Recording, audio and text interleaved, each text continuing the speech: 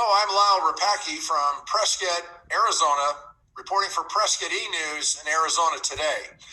My special guest is Arizona State Senator Sonny Borrelli. Now, you've all seen Senator Borrelli a couple of times on here, and I keep getting a lot of emails saying, can he come back? Now, I don't know why, but you keep asking for him to come back. And he's listening to everything I'm saying right now, and it's not very often you get to mess with a senator, so I'm taking advantage on behalf of we the people, all of us. Senator Borrelli and I have been, I've known him for about 10 years, and we've been privileged to work together with the Giuliani team and members of the White House these past, I think, 12 weeks, maybe 11. Over the whole issue dealing with voter fraud, alleged voter fraud, and other irregularities. And so it's a great privilege to have Senator Borrelli with us today and to give us an update on what's taking place in Arizona. Senator, thank you so much for putting up with me and coming back and sharing with us what's taking place with the Arizona Senate. Well, thank you, Dr. Lyle. I'm taking the lead from Mark Levin. I'm in an undescript building and an underground bunker in a nondescript building here in the occupied state of Maricopa, which means Phoenix, folks, for all those that are out there outside of the Arizona territory, the last bastion of freedom in the United States, Arizona. Really, Senator, from literally all over. We've been inundated with very, very supportive emails from every state, just about. I might miss a couple, but I'm not being theatrical. We have been inundated. Ladies and gentlemen, thank you so very much. I don't want to take the time today because we have the senator with us, but thank you so much. Your emails, the support, the recognition of what we're doing. We do know that, and the senator knows this, and he'll speak to this, 15 other states are watching, legislatures are watching, because Arizona has taken the lead in holding at least one county in Arizona accountable for what is seriously questioning the results of the recent election. So without further ado, Senator, could you bring us up to date on what the Arizona Senate has just done this week to request a very serious, very formal, very thorough evaluation of Maricopa County, Arizona. That's the Phoenix area for folks who are now becoming acquainted with us. An evaluation of the voting machines, ballots, tabulations, and all matters related to the last election. Yes, thank you. Yes, well, obviously, I don't know if you've briefed everybody before, but we subpoenaed the Maricopa County supervisors for all the election data. They chose to fight us in court, and then finally they just basically surrendered, and they acknowledged the sovereign authority of the state legislature. So they did not have to have a court tell them so, and we didn't have to pass a resolution holding them into contempt and eventually having to arrest them if they didn't comply. So we're glad that they complied. They're going to give us access to all the election data that we're requesting. But right now, what we're doing is we're going through the process of selecting the organizations or companies to actually conduct the audit. So we're looking at maybe like two companies or two institutions, whatever. So this way, making sure that both audits, basically the checkbook balances. So we make sure we get the same outcome from two. I think that's a good way of doing it rather than just one, because then you can always dispute one. But if you have two that come out with the same outcome, then it's easy to just shut it down. So, what we're looking for is we're looking for voting irregularities. If it comes back clean, that there was no voter irregularities and everything was done legitimately, great. We can restore confidence in the election integrity, and folks will be satisfied with that. Hopefully not everybody's always going to be satisfied. You're still going to have people going to be not satisfied. But also, if we do find something, we need to do this now. This is why the sense of urgency is more important now, just as much now as it was before. But, we're in legislative session right now, and we're running bills through. We want to be able to close loopholes that may have been exploited during this last election and even previous elections. So, it's always about fixing things. Especially the permanent early voting list, which they call PEVL. Well, there's nothing permanent about anything in life. And I mean, legislation, laws are put on paper and it can be changed. The only thing that's permanent is something that's written in stone, and that's not even permanent. So, there's a big argument in committee this last week about Pebble being permanent, meaning it should be permanent forever. Well, we need to, if somebody has a vote in the last 4 elections and they're on the permanent early voting list, we need to purge that. We need to find out who wants to be active or not. So that process is, if you haven't voted in the last 4 elections, you'll get a notice. And if you don't respond, then obviously you're not interested, or maybe perhaps you moved, or perhaps the person passed away. So these are the kind of things we're trying to fix. But the pushback from the Democrats is just unbelievable on that, because they call it voter suppression. Well, we're just trying to clean it up. It doesn't kick anybody off the rolls. You still have 3 weeks early voting, and you still have 3 weeks early voting, and of course you can vote on election day. And if you want to be on the early ballot, if you want to be on mailing lists, you can still request it. So let me press you, which doesn't happen very often. I appreciate that, but let me ask you, as in a committee hearing or even in court, some questions and move right along. Some of the concerns that the people have are that the Board of Supervisors are dictating to the Senate. Is that true or not? Well, I'm doing some digging on that. They're highly suggesting and requesting that, but there's some other folks that are suggesting we should have somebody certified by the EAC, the election EAC, the Election Accuracy Commission. But there's some question about that, because I believe they actually approved the voting system, Dominion system, for Texas, until Texas figured out this is not working. So, we're looking at different options, and we're not really steadfast on that. It was suggested by Senate lawyers and stuff like that. But we want to make sure that we don't have some fly-by-night people coming in there and doing an inspection. I mean, we don't want a slot machine mechanic to come in there and say, "Oh, this is good." We have to make sure experts are on there. It's particularly in cybersecurity, because cybersecurity is another issue here on this that has come to everybody's attention. Because if these things are not supposed to be hooked up to the internet. If they're hooked up to the internet and it got sent into cyberspace, where did that data go? Did the data get changed somewhere? So my understanding is that both you and Senator Karen Fan, President of the State Senate, both of you, and I know I'm going to be in trouble for this because I'm singling the two of you out, but there are other senators also, ladies and gentlemen. But Senator Borelli's here with us. So you and President Fan are both holding the line to make certain that the integrity of this evaluation is intact. Correct? Okay. We want the results. We want the results to be not questioned. We want it to be done. Great. That way, it's hands down either way. Okay, thank you. Now, because this has gone on for so long, the debate, you and I have been involved in this for several weeks, behind the scenes, working, trying to get people to understand why this is so important. It's not so much a gotcha. No. Right. Right. If there's a problem, then let's find out. If there's not a problem, let's all go out and have coffee and bagels. If there is a problem, that's for the legislature then to figure out what are you going to do next to maintain or to recreate the integrity of our election. Your body's only healthy when your hormones are balanced. Hormones are the key to not just restoring your health to the thermostate, but also between the time we began this discussion weeks ago and today, is it possible or even probable that the machines, the ballots, and all that have been tampered with? I would think that it would be extremely foolish if they tampered with it, because that could be identified. If they change any data, there's going to be a signature on that, and that's going to be, they'd really be messing up, because now they're definitely violating federal election laws. Data cannot be changed. It has to be maintained for 22 months. If they try to erase or modify or tamper with it in any way, that's a huge red flag, and that's a violation of federal law. And that would actually I believe that would throw the election out.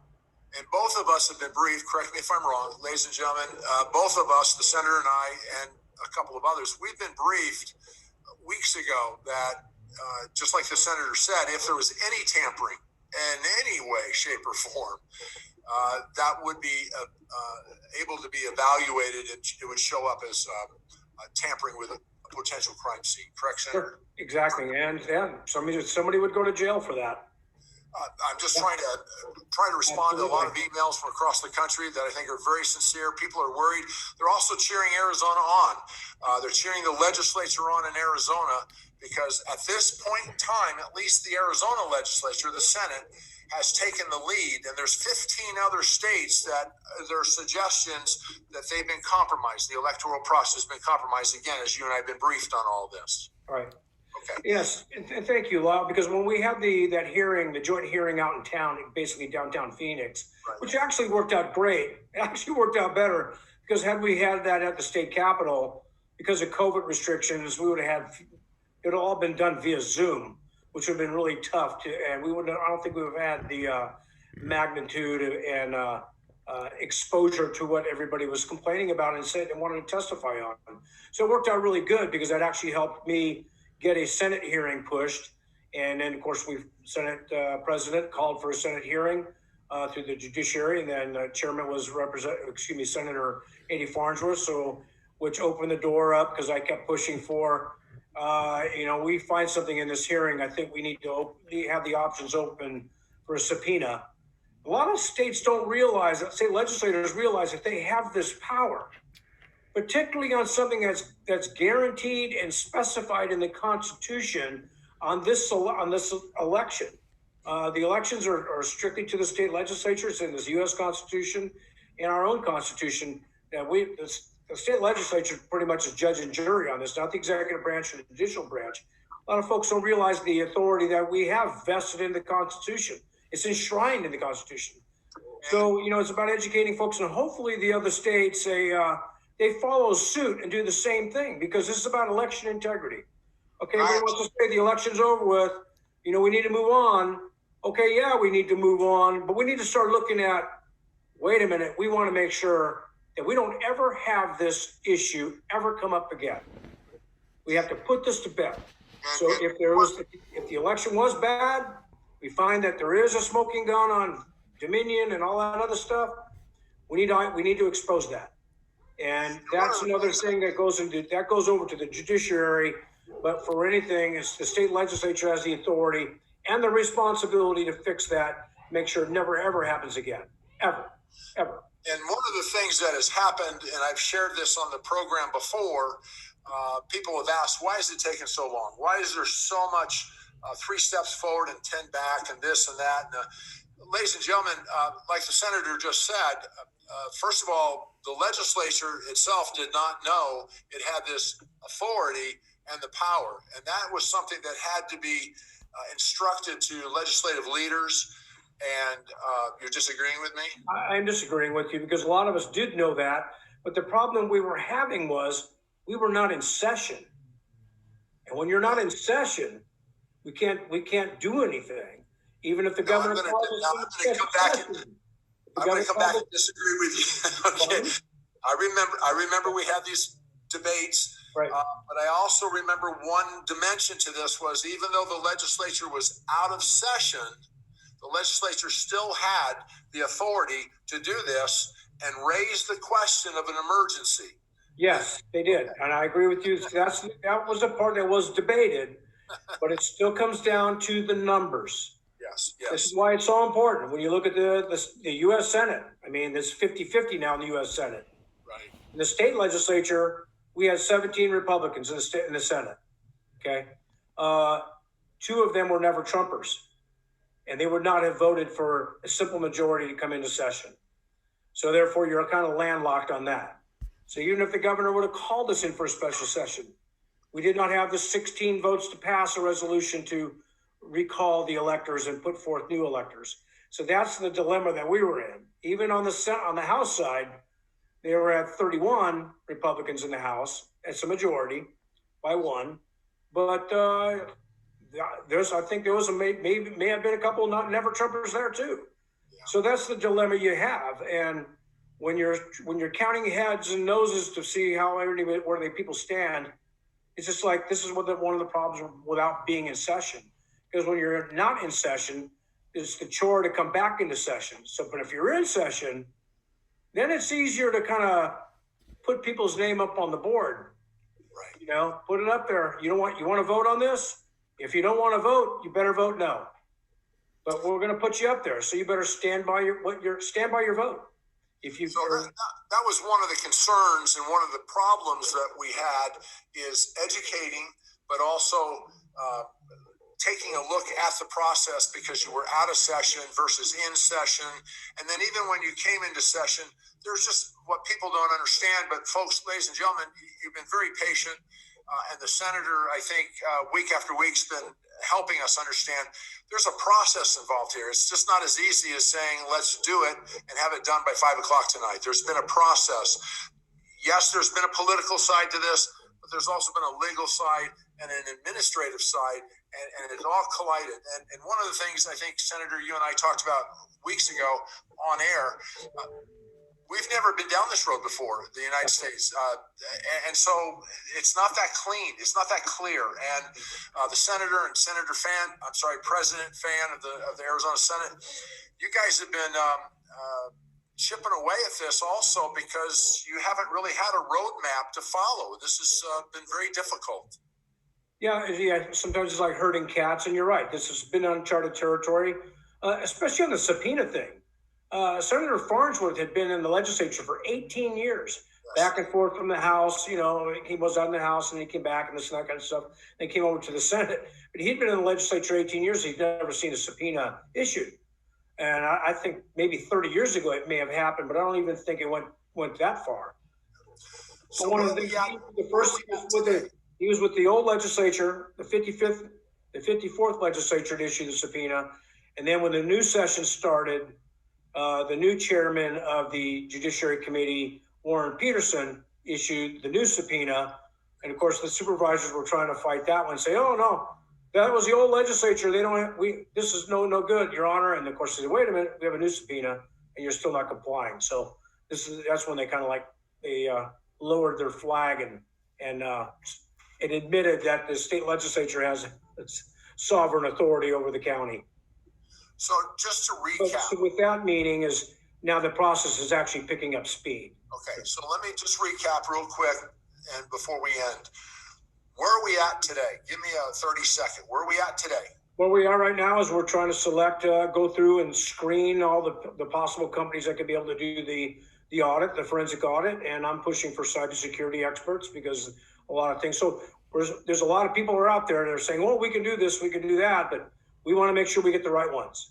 So we want to make sure we get the right ones, that they're experts in their field, that we get this done as quickly and as painlessly as possible. We want this done within days, not even weeks. We want this done within days, maybe a week or two, but not weeks and weeks and a month. We need to wrap this up. And one of the things that we've already talked about, but I'm going to do it again here on behalf of everybody, you and Karen, President Fan, Senator Borelli, you both have dug your heels in and saying we're doing this in an integrous manner. We're not going to do it shortcuts, quick and dirty. We're going to do this. We're going to do it the right way. And if once an evaluation is picked, if we have to have an additional person viewing it to make sure everybody knows that this has been done absolutely above board, you both are willing to do that. Well, as soon as we get the results, it's going to be made public. Period. Okay. All right. And there's a difference in personalities. President Fan is a very meticulous person. She dots every I, every T. I mean, her background in transportation and construction, they deal with a lot of those kind of details. In her expertise anyway, like I said, she's very meticulous in her thinking and wanting to select something. Me, I'm the pusher. I'm going to keep pushing, getting members on board, and that's my job.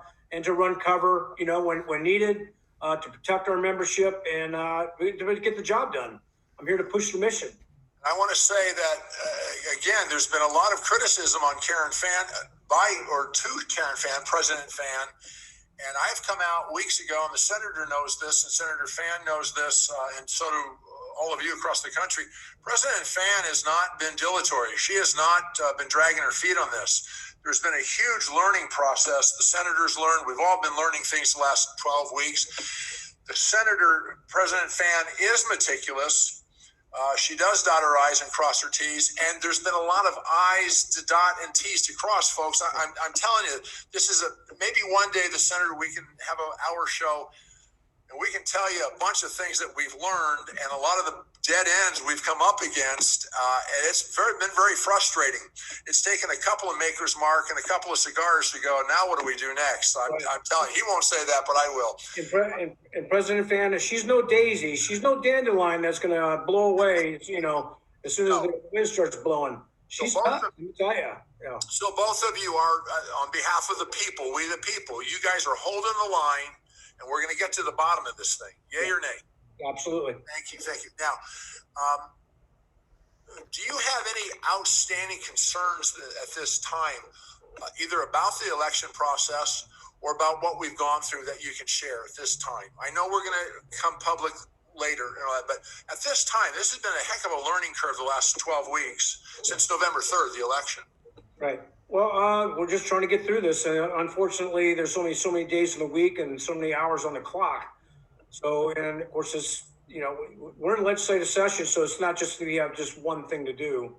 President Fan's got a whole boatload of things that she's got to try to get accomplished. And, you know, there's a few of us members that are trying to lighten that load. I mean, we have regular session going on right now. So, you know, everybody's got their full plate, but we're just trying to clean off one thing at a time. So it's just going to take time, but hopefully, it's like I said, we're not going to be dragging our feet with this. Okay. Yeah. Senator, thank you so much. This is a Friday, and I know you're on a day off reading bills and doing all this preparation work. So thank you for taking some time out and be with us again.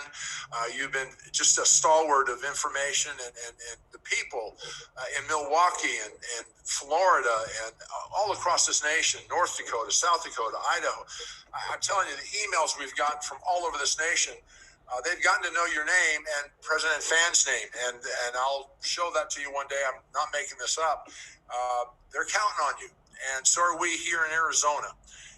And it's a heck of a position you found yourselves in, because really there's a lot riding on this. So thank you so much for taking time out today, but thank you for what you're doing for election integrity and for bringing order to what otherwise appears to be kind of a mess at this moment insofar as the election process. You know, when I was in the Marines, you know, we operate in chaos. So I always said, they said, Sonny, why'd you run for the legislature? I haven't heard a shot fired anything, or God knows how long. I kind of miss the chaos of the core. I think I'm going to go into the legislature. But, you know, it's an honor to serve. I'm honored to be here. You know, it's just, folks, I'm honored that people have the trust and confidence and fidelity in me to take this and run with it. So, and we're gonna get this done no matter what. We're not letting go. I want to get to the bottom of this once and for all. Thank you, Senator. Thank you very much. On behalf of Senator Borelli, I'm Lyle Rapacki reporting for Prescott E-News in Prescott, Arizona. Thank you, Gunny. This is Arizona Today. I almost forgot what I was going to say there because of that. Thank you. Thank you, Senator, very much. And thank you, ladies and gentlemen. And stay tuned. We're going to have additional reports here, not only from this senator, but from others in this entire process. This is an extremely, extremely important crossroads we're at in the United States. So on behalf of Prescott E-News, I'm Lyle Rapacki, and that's how I see it from Arizona Today.